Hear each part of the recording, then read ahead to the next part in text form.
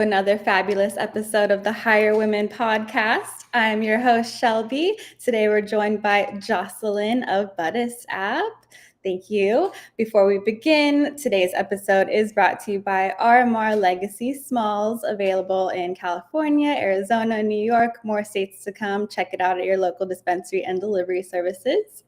Little background, I am in the cannabis industry working for Yummy Karma, and I remember watching a headset seminar back in the day around after COVID. So Jocelyn had a really great presentation showing the rise and falls of sales in retail in California. And I was really impressed by her presentation. So that made me continue to follow Headset, get my brand on board with Headset. And I've just been admiring Jocelyn and stay tuned. And I always love when I see her at events. And I was really excited to meet her in the Bay Area during a cannabis industry event that took place on a boat.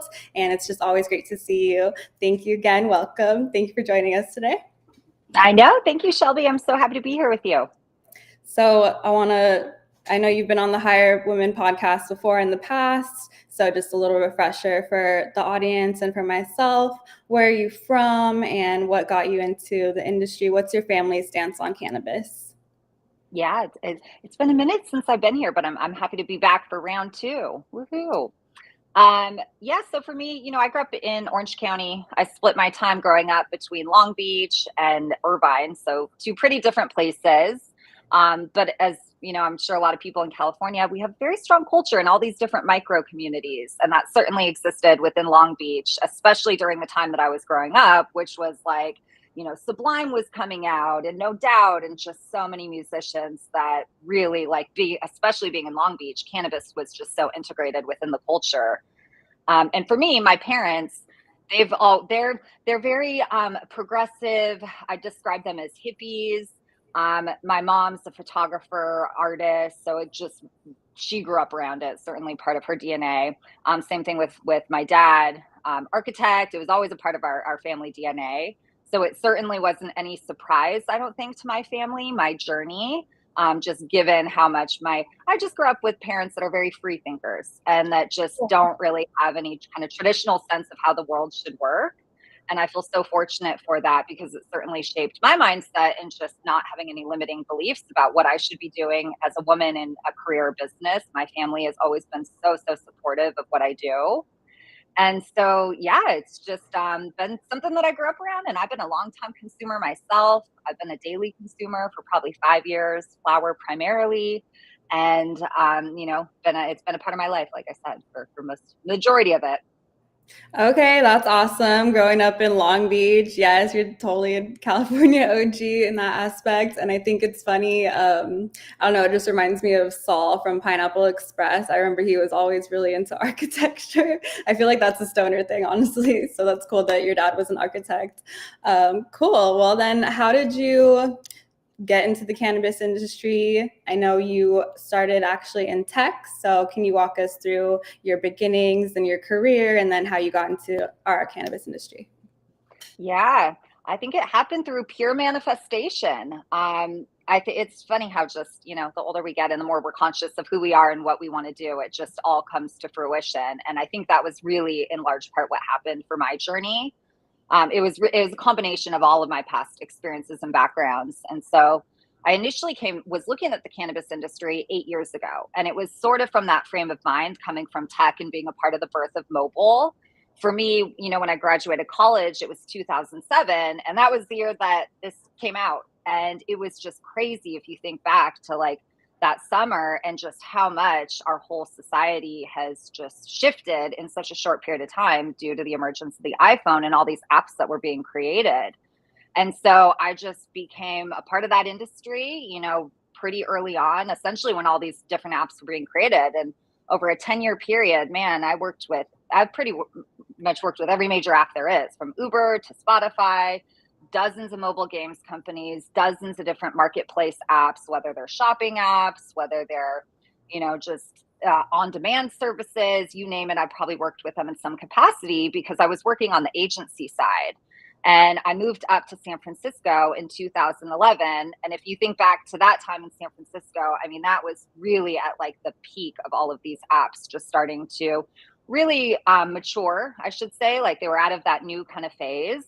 And so just being a part of that enthusiasm and just so many of my friends that were entrepreneurs solving really big problems, building really big companies at such a young age, I was just so inspired by that. And I kept thinking, 8 years ago, I'm like, gosh, well, watching cannabis become recreationally legalized in California, I was just like, okay, this is going to be the next big thing. After California really legalizes for recreational, it's going to be an onslaught, and we're going to see state after state, country after country come online. And I just really wanted to be a part of that.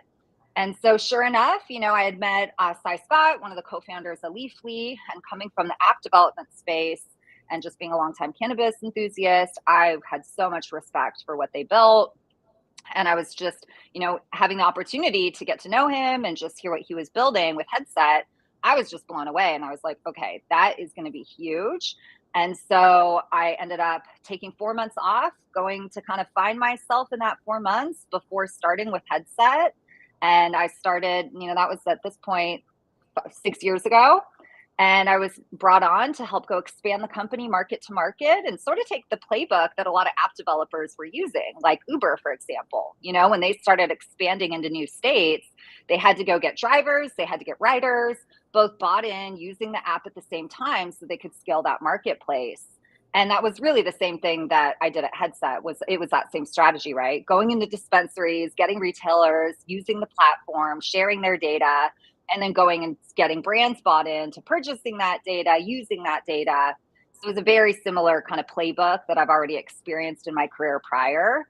And everything just sort of manifested from there. It couldn't have been like a more perfect fit. And for me personally, it just really opened my world because, being a part of a new industry, there's a lot of camaraderie that comes with that because everybody's trying to figure it out. Nobody has anything figured out. Everyone's like learning from each other. There's a real sense of community that's developed through that.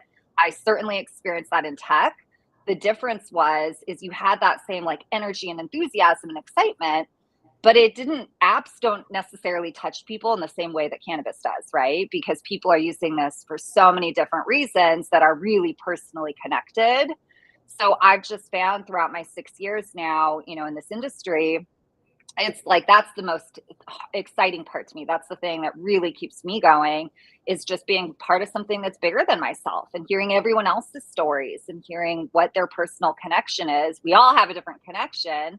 And I think it's just so special and unique. And I'm just so fortunate to be a part of the industry through this like new phase, because as we both know, being in it for so long, this is going to change really quickly. And so I hope that what I can contribute is really just a conscious kind of consumption, and really taking what I think about often is like, if we would have known kind of the impact of social media or how all of these different apps would then affect us 10 years, 20 years from now, then I wonder if I would have had a different perspective working with all of those app developers at the start, right? Like maybe our community and industry would have changed a few things, talked more openly about our consumption use. Maybe at that point we would have been talking about, hey, well, what are going to be the impacts if we're glued to our phone for hours and hours a day? Mm-hmm. Well, I think about the same thing now with cannabis. I think a lot about like conscious consumption. That's what really inspires me.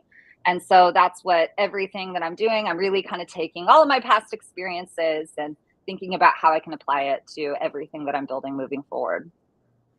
Okay, so besides the cannabis apps, what were some of your favorite apps in general? Well, it's funny because a lot of the rating and review apps, and it's been so eye-opening, like building Budist, building an app that's a rating and review app. Over the past year period, I'm just going back and talking to a lot of my founder friends that started apps like TripAdvisor or Yelp or Rotten Tomatoes. And now I'm able to, like, those are all apps that I use on a regular basis because I'm very conscious of my time. And I want to know, okay, if I'm going to watch this movie, is it a movie that I think is going to be aligned with something I want to see? If I'm going to go to a restaurant or a hotel, like those are the services and the apps that I use most. Mm-hmm. And so it's kind of funny now, building Budist and then all of my past experiences, it really is this amalgamation of just everything that I've enjoyed in my life, and it's all coming together as one. Do you ask your phone, do you allow it to track, or you say do not track? I don't track. Yeah, it's funny. And I don't even use Siri. Like, I have that turned off. But at the same time, I'm like recognizing how my productivity could be a lot more. It could be a lot higher if I'm using some of those services. So now I'm rethinking some of that. I do allow it to track. I don't know if some people might think that's dumb, but I kind of like it to know me. I kind of like the algorithm to like show me things that it already knows that I want. So there's that. Yep. Totally. All right. So let's talk about Budist. How did that come about? What's the vision behind creating the world's first social review platform specifically for the cannabis industry? Mm-hmm. Yeah, I mean, like most things, they're born out of needs, right, from the entrepreneur themselves. And I think a lot of it, again, was kind of a culmination of all of my past experiences. Also, my partner Claudio, who is not only my life partner but also my business partner in building out Budist. But essentially, what it is it's our industry's first like social review and recommendation that's solely dedicated to brands and products. And so, if you think about, like, basically, as I was mentioning, we took kind of our bits and parts of the favorite rating and review apps that we use. So if you think about movies, Rotten Tomatoes, using that dual score rating system. So in our app, we have that dual score rating system. So we have both professional critics. We've got a team of 25 professional critics, and these people are certified ganjiers. These are Cannabis Cup judges, Emerald Cup judges, High Times Cup judges. These are longtime cannabis connoisseurs. These are journalists, people like Rochelle Gordon, Joey Brabo. We were going to be bringing on, and hopefully he'll be starting some reviews here soon. And so it's people that have really been out in market, sharing their expertise, being an educator, being, as we say, like a Sherpa for new consumers and helping them understand all these products. And so we assembled this team of people, and they're assessing products using the 100-point system. And so they're going through and they're assessing everything from the aroma to the appearance to the flavor, the effect, their own personal use case.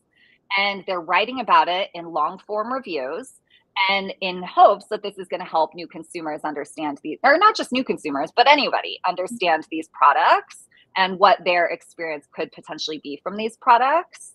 And so we kickstart the community. We launched the app in December. Oddly enough, on my birthday, it got approved by Apple and Google, which is a huge feat because, for both Apple and Google to approve a cannabis app, like, that's not an easy thing to get through the app stores. So I've taken that as a sign from the universe. Yes, absolutely. Manifestation. Yes. Yeah, you're super in tune. 100%. And then we just so we were in beta for the first couple months, just, doing all the normal things you do in that process, working through bugs. We were making sure that we wanted to set the tone and the foundation for how people should think about reviewing products. And so that's why we really jump-started the community with this group of 25 Buddists, which i.e. is a critic. And if you go in, you see they're writing these really long form reviews, as I mentioned. And so now it's really exciting as consumers are coming in, and, we just publicly debuted the app the week of Hall of Flowers. And now we're starting to see consumers come in, and they're also contributing those long form reviews. And they're clearly understanding now the tone that we've set and how they should be thinking about writing reviews. And there's review sites that exist in our industry, as we know, or places that people go share their expertise. Obviously, Respect My Region is one of those places where people are going and sharing reviews, your community of journalists. And you've got things like Leafly and Weed Maps, or even Jane or Dutchy or Skunk Magazine, et cetera, et cetera. The difference is, as a community, is we haven't had a home where it's social, where people can identify who they are, connect with other community members in that social way, and then really have a forum and just a dedicated place that people are focused on product reviews. And that's why, kind of comparing to these other industries that we all use as consumers, whether it's the Rotten Tomatoes or the TripAdvisor or Yelp, et cetera, it's just, I think, has been a signal of kind of the newness of our industry. We just haven't seen anyone yet tackle this specific problem. And I think for me, coming from Headset and just seeing how many different brands were in the marketplace and how hard it was for bud tenders for salespeople to really understand the differences in all these products. It's like the average dispensary has like 1,000 different SKUs, let's say, throughout, every market's a little bit different, but we'll use that as a baseline. There's just no way a bud tender can understand all of those different products. And so the education is so important in how this industry evolves. So we just saw that there was this huge, like, blank space to be able to innovate there. And then, of course, Claudio, my partner, who's, one of the he's founded multiple cannabis companies over the last 10 years. Most notably is Guild Extracts, which being a connoisseur concentrate company, they had a really hard time telling that story, especially through the pandemic when the market just really quickly shifted into high potency for the lowest price point. That didn't work for every brand. And so just having those experiences, like him being a brand owner, me being like on the data side, studying all of these brands, it was very clear that a lot of these people who are a lot of them are friends, right? They just haven't had an opportunity to go share their brand story, to connect directly with consumers. So that's the problem that we're hoping to solve for them. And then on the consumer side, of course, it's just really having that knowledge, that understanding of all of these different products. And then more so, like who that reviewer is that's providing that reviewer recommendation of that product and being able to see, well, what kind of consumer are they? And then I think that's going to help people make better decisions if they may have a similar experience with that type of product. Yay, congratulations on the launch and all the hard work that you've done. Obviously my brand is on it already, and we've checked it out. And yes, the reviews are, they're full, they're long, and they're just really robust in like how explaining the journey and the consumer, how they used it and what they got out of it, down to the packaging, every little point, like you said. And you had a launch event around Hall of Flowers. Can you talk about that? How was it? We did. We had an incredible launch event with our friends from Sunstone. And this was, yes, a couple days before Hall of Flowers. And we timed everything really strategically. We publicly announced the company a few days before Hall of Flowers. And in large part, that was because we were also announcing that same week our partnership with the California State Fair. And this is a really big deal, not just for Budist, but for honestly, for our whole industry and everything with really the evolution of the plant. Because for those unfamiliar, the California State Fair has been going on for 170 years. And this is actually our oldest wine competition in the country that was started in 1854. And with the California State Fair, they celebrate every like agricultural product, and they have competitions around each of these products. So they've got a wine competition, they've got a beer competition, olive oil, cheese, agriculture and livestock. You name it, they've got a competition to celebrate all our agricultural bounty in California. And 2 years ago, they started including cannabis as a part of that, which was just historic. 750,000 people come through the state fair every year over this 2-week period in Sacramento. And so to be able to have that many consumers that are passing through and being educated about cannabis, I mean, that was just historic. And at that time, for the last 2 years, it was only flower that was included as a part of the competition. And it was all done through analytical testing through our friends at SC Labs. And they were looking for the highest terpene content, cannabinoid content. And this year, what's different and what's so exciting, and the reason that we announced at the time that we did, is because this year, now all of our Budists are going to be the judges. And it's open not just to flower, but it's every category. And so this is a really historic moment because this is just being able to have every category included. It just adds so much more legitimacy. And to see that many people passing through, we just don't have any other event that's touching that many consumers. So many of our events in our community, as you know, are really siloed to our community.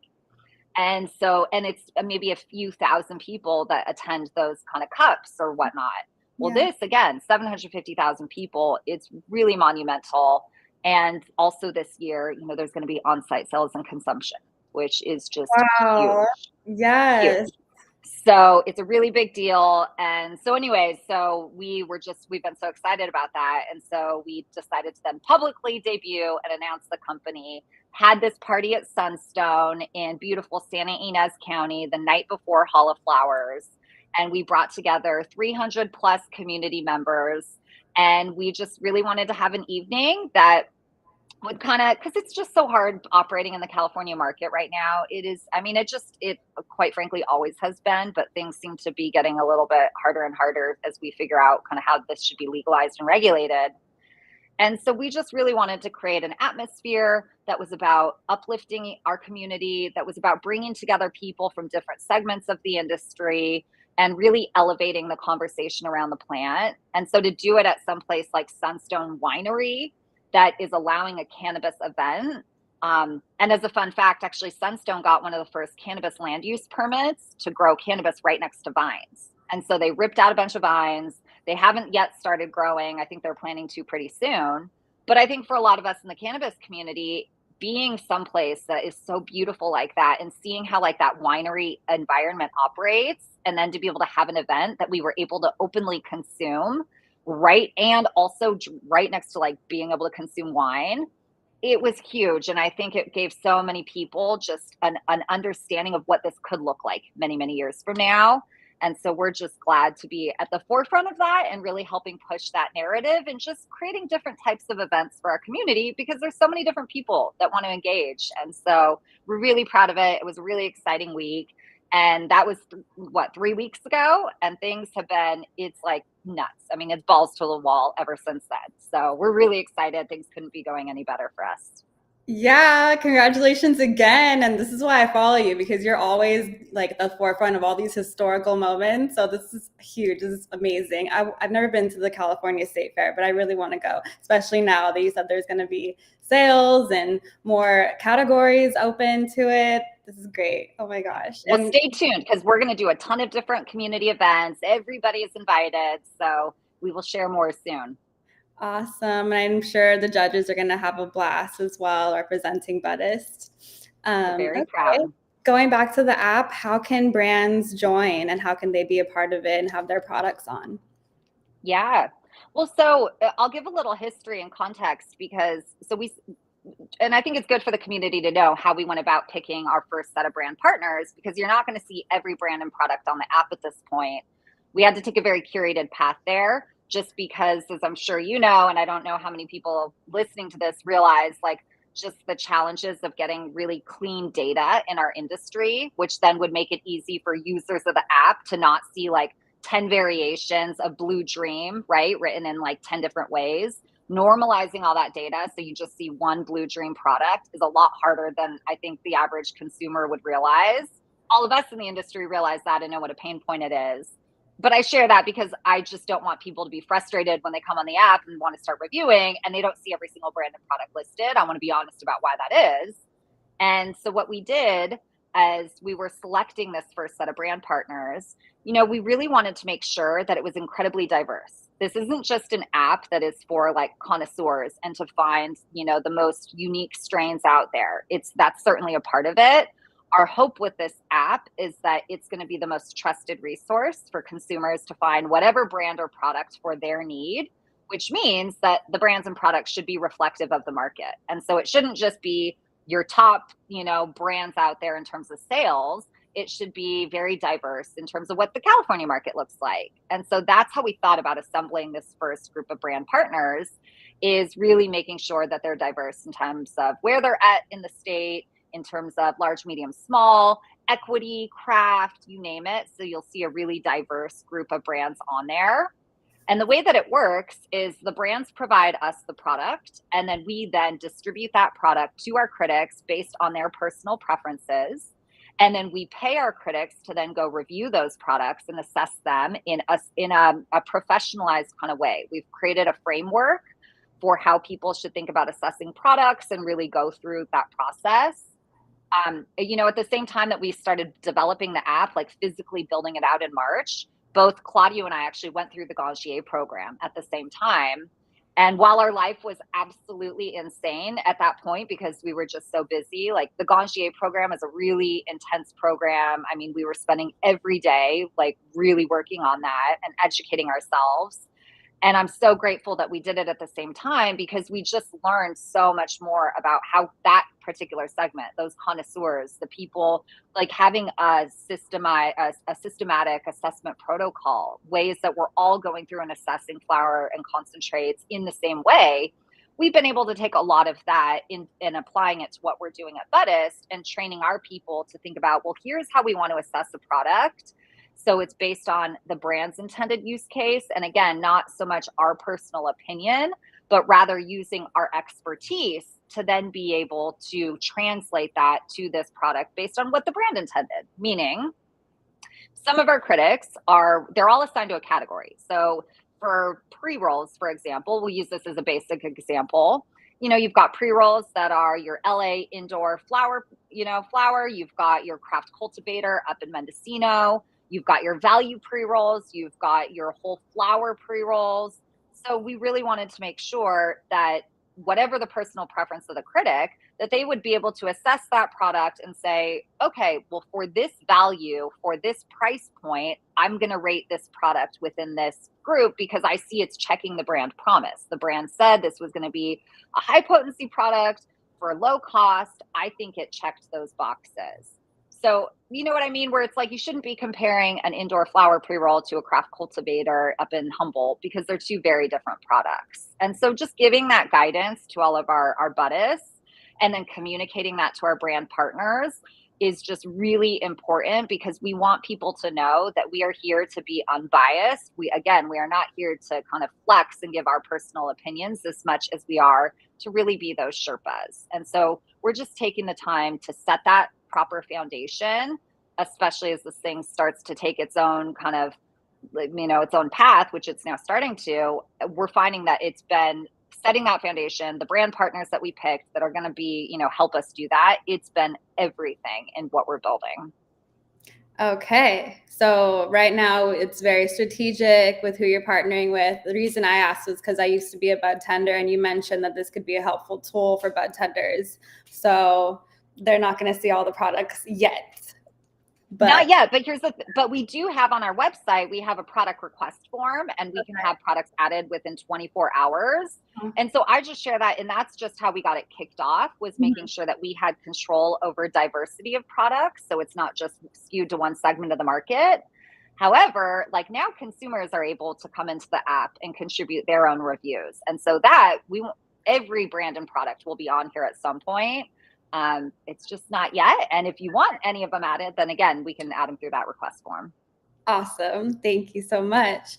All right. So you've talked about the feedback. You've answered a lot of questions that I was already going to ask. How do you foresee the legal landscape evolving and the impact it'll have on your platform? I mean, things are evolving so quick. So last week, I was in Newport Beach, and my partner and I split our time between Oakland and Newport Beach. And for me, having grown up there, going into a Total Wine and More and seeing that in Newport Beach, a very conservative place, that there's now an entire section dedicated to THC beverages. And as of last week, one of their employees said that they're getting edibles in as well. And so, even though there's some loopholes there, whatever, I'm not here to debate that. My point is that, like, seeing that evolution and seeing how it's being normalized within markets like a Newport Beach, a very conservative place, I think that is just so exciting. It's a signal of how quickly things are moving and evolving. I'm really hopeful that there's going to be some change, whether it be, descheduling or rescheduling or whatever it may, probably not descheduling, but rescheduling in the next, hopefully a couple of weeks, couple months. Like, this is just happening so much faster, I think, than we think, because it's this combination of all of the things that are happening in the mainstream.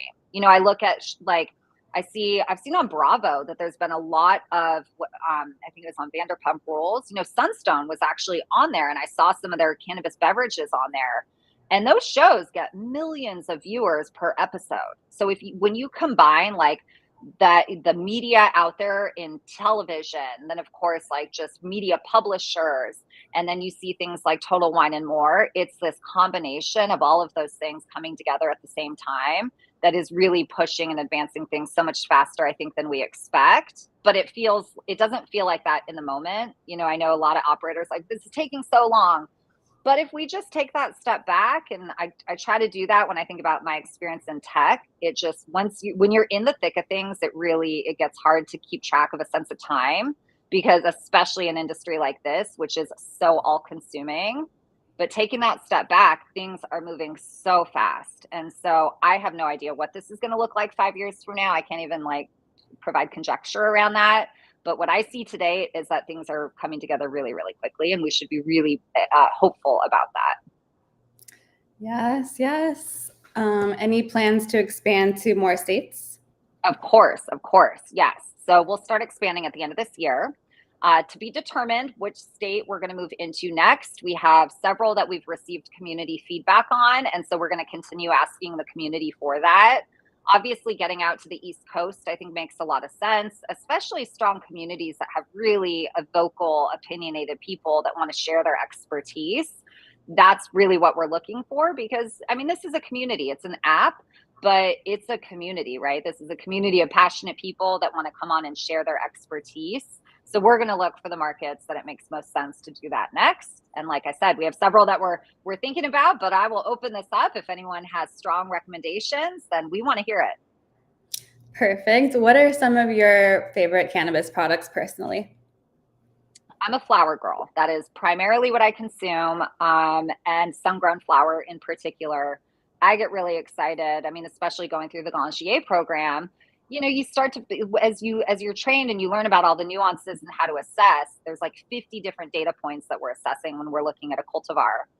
And for me, that has become really, really exciting, because it's making me so much more of a conscious consumer in all of the things that I consume, not just cannabis products. And it's because, I'm looking at it and I'm paying attention to the aromas, right? And then it's making me have to pay attention to the aromas in every other aspect of my life, because I'm trying to pick up different notes. And so I'm finding, when we're in the kitchen cooking, I'm like, oh, well, what is that smell? I haven't tasted that yet. And then trying to connect it back to cannabis and think about the more breadth of knowledge that I have in all of these aromas and these tastes, then it makes more sense for my assessment when I'm, assessing a flower product. So for me, it's just fun to nerd out. Like, now I'm at that place where it's like, okay, the connoisseurship side and really taking note, it's evolved to a whole different level for me personally. Whereas before, I mean, quite frankly, I've been consuming cannabis regularly for 10 years. And before going through the Ganjier program, I wasn't paying attention to a lot of that. And so I was paying attention to the high, or what I felt like. And now it's just opened my world. And I think that is what I'm hopeful for other people, is just like, let's be conscious about our own personal use and why we're consuming. And I don't know about you, but for me, I've certainly used cannabis to check out, or to not be conscious to the world around me. And that didn't serve me very well in my life. And so through my own personal journey, I've now used cannabis as a way to come into consciousness. And I just find that that's amplified everything in my life. And that's why I like flowers so much, albeit it's not great for my lungs. I go like this a lot. It's that's a signal that's not good for my body. But I love the ritualistic process of it. I love to feel the flower. I love to roll it. I love to pack it in my bong. I just love to be a part of that process, and it really helps me transition activities. I'm not a medical consumer per se, though I guess a lot of cannabis, it comes down to health and wellness. I use it for shifting my mindset. That's really before transitioning activities. Like, if I'm going to do really intense writing work, if I want to play the guitar, if it's a creative activity, then I like to use it as a part of that ritualistic process. And for whatever reason, it just calms my brain, and it just allows me to kind of move into the next thing and have some focus there. So I'm a flower girl. I try all products, but it's just that's what I love. I think it's really cool that both you and Claudio did the Ganjier program together, and just knowing, he's built brands, he's been in the community for a long time. He probably knows weed already, but the fact that he's already, did that program to just learn more and evaluating a product, I think that's really awesome. And it makes me interested in joining as well. Just to talk about that a little bit, is it, you have to apply? Do they allow anyone to be a part of the course? How do you go through that program? You do have to apply. And it's sort of like, it was modeled after the sommelier certification. And so there's different levels to it. So, normally I think people who are applying to go through the Gangier program versus the green flower certifications, which are more of your basic certifications, most people wouldn't be applying to go through the Gangier program. I don't think unless they were like someone who's been consuming cannabis regularly, because there's a lot of knowledge that you have to have going into it. Otherwise, I think you would be very overwhelmed going through that program. It took us months to go through it. We started in March. There was 50 hours of training videos that we watched before you would go up to the campus in Humboldt, and you learn then at that point to assess a product. And you go through that it's called the systematic assessment protocol, where there's a structured way of assessing these 50 different data points. And then after that, what happens is then you actually have to go get that real life experience and then go assess a bunch of products. So one of my dear friends, Elizabeth Sage, started a group that twice a week, all of these Gangiers, both certified Gangiers as well as students, we'd come together and we'd meet up on Zoom twice a week. And this happened for many months. And we would all have the same cultivar that we would be assessing. And then we would get the opportunity to go through and say, okay, well, how did you rate age and storage? What were you picking up from the aromas? Oh, why did you give this 8 out of 10 in trichome density? You're just going through. And I think because cannabis is so new, a lot of us who've been longtime connoisseurs, without having that opportunity to calibrate off other people and learn from other people, you almost were guessing if that really was like true what you were picking up. And then having that validation from other people that are like, oh my God, I got lime from that immediately as soon as I opened the jar. Then it's just like, oh, okay. It's confirmation that yourself as a connoisseur is kind of on that right path. And so this was a several month long process. We then tested in late October, and both of us passed, fortunately, but it was a lot of work. It was it was many, many months of coming together and really putting effort towards this truly every single day. Wow. Well, I want to do it because eventually I would love to be a Budist, a certified Budist too. And I want to have some I don't know, what do I call it? Just more expertise. Expertise, thank you. Well, thank you for explaining that to us. Because I could smell weed, but I don't really retain it as much. Some people can just smell and they know exactly what strain that is. So I want to be on that level myself. But I see you moving on to cannabis events. We just saw each other at the Women's Canna Awards. We see each other everywhere. What are some of your favorite events? Well, I'm really excited. Well, there's a couple big things that are coming up. So Reefer Madness, I'm not sure if you've heard that it's coming for an 8-week run in Los Angeles. That's being produced by Kristen Bell and Alan Cumming. And they're allowing cannabis activations at this 8-week run at a theater in Los Angeles. And I'm really excited for that. We're trying to participate in that from Budist end, but I share that because I'm just excited to attend. And I think the fact that we're seeing this cannabis being included in these mainstream events, let alone having Reefer Madness out there as a musical, it's so important. That's just the destigmatization that we need, the further normalization. So that starts end of May. I'm so excited about that. 420, of course, we're going to be in Los Angeles, bouncing around from multiple different events. The State Fair, like I said, that's a 2-week run there. Of course, Emerald Cup, CannaFest. So we're always in the field and just always with the community because, again, that's what this is at the heart. That's what this is at the core. And so just everything that we can possibly attend, we're trying to attend. If anyone wants to subscribe to our newsletter, we're going to start including all the events that we're going to be at, that our Budists are going to be at. So you have opportunities to meet all of these incredible people in the field. So I encourage you to sign up for that. And then you can we can meet up in person and wherever it suits. So no Coachella? No, that's not on the list. No. That's where I'm going to be spending 420. So I'll be seeing No Doubt and Sublime for you. Oh my gosh. Staples of my childhood. I know. So I'm I want to see them on 420. What have been some of your favorite moments in the industry? My favorite moments. Oh my gosh. I just truly, I don't even know that I could pick a favorite moment because I just, I don't even feel like I'm working. I don't know how you feel, but it just feels like it's just everything is just one. It's just so natural. It's just like I'm working till 2 a.m. every night at this point, and it does not feel like work. And so that's probably like my favorite, like they're all my favorite moments, the ups and the downs. I'm just here for it all. Sorry that I can't be more specific, but it's just all been so just Yeah. wonderful. Yeah, absolutely. Meeting your partner, maybe. Of that actually that should be, of course, because it's yeah, I mean, truly that actually that you say that that really is. It's funny because Claudio and I met at a headset data night, in fact. And I actually had introduced several people at our headset data nights, and if anyone's not familiar, it was with headset, obviously we're studying all the markets and providing really great analysis. And so we'd go into localized communities and we'd present some report on what's happening in that market. And so it was a great way to bring the community together and for people to educate each other.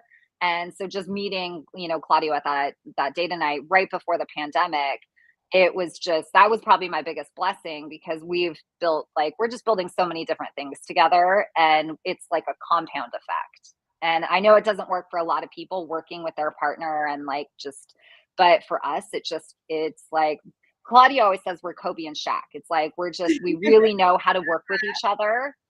And it's just cool to see all the things that are manifesting because of that. Awesome. Are there any other people on the Budist team that you want to shout out? Oh my gosh, yes. Like so Matthew Shavak, has been helping us build Buddies since August.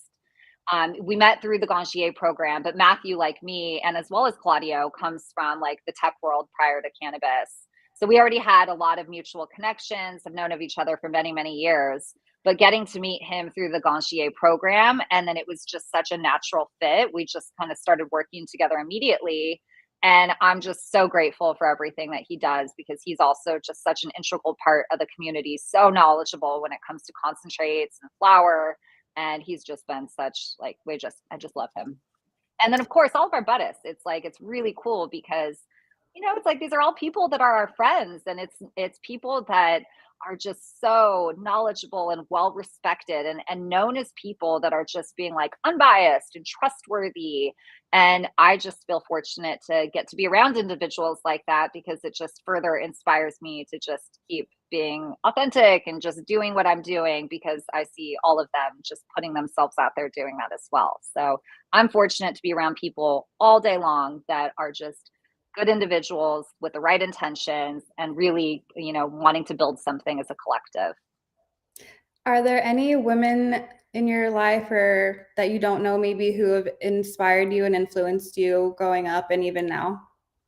Oh my gosh, several. Well, I grew up primarily around men, and I have five brothers, and I've worked in always in male dominated industries, and so I didn't have the opportunity as much to work with women and to be around women as much growing up. A lot of my closest girlfriends or friends are women, but I find that I'm very attracted to women that are they're standard bearers. Like they're women that they're pioneers. They're not afraid to just be wholeheartedly who they are, and they're oftentimes very strong personalities, and just not like they don't care about all the fluff. You know what I mean? Like they're just like they're very focused on kind of what they're interested in. Those are the women that inspire me the most, and the women that come to my mind are mostly Native American. I'm a quarter Kutsetica Paiute, and I'm the president of our cultural preservation, and we are one of the 7 tribes of Yosemite Valley. We are a California state recognized tribe, but we're not federally recognized.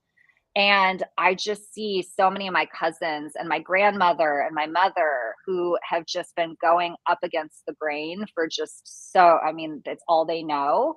And just watching how they have this quiet power to them where it's not in your face. It's just this quiet, reserved kind of power that I just find is so much more impactful because it makes people feel safe. And so I'm really inspired by women like that know how to hone their own power. And I'm just so grateful that I've grown up with so many women that just have that like inherently within them. And they've been my role models in just how I go through my life. And I think you kind of just described yourself in a way, and that exactly what you look up to. That's exactly what you embody, and you totally inspire me, Jocelyn. And I'm so excited that we're here on this episode. Thank you so much. How can the audience continue to follow you and everything that Budist is going on, everything that you're going to be? I know you said that you're going to have the calendar, but what are your thoughts? Hit me up on Instagram. I'm pretty active there. Jocy Bossy. That's JOCYBOSSY. And with Budist, it's Budist_official. And also LinkedIn. Super active on LinkedIn. So I invite people like I generally try to be really good about responding to people, and I'm getting hit up a lot, which is just incredible. But I love to hear it. So just reach out on any of the social channels. Those are the two you can really find me on, and let's connect and really build this together. That's right. So yes, everybody download the Budist app, follow Jocelyn on LinkedIn, Instagram, follow RMR, Respect My Region on all of our platforms, like, follow, and subscribe, comment on this video if you can.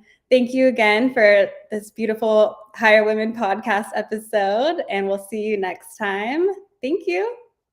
Thank you, Shelby.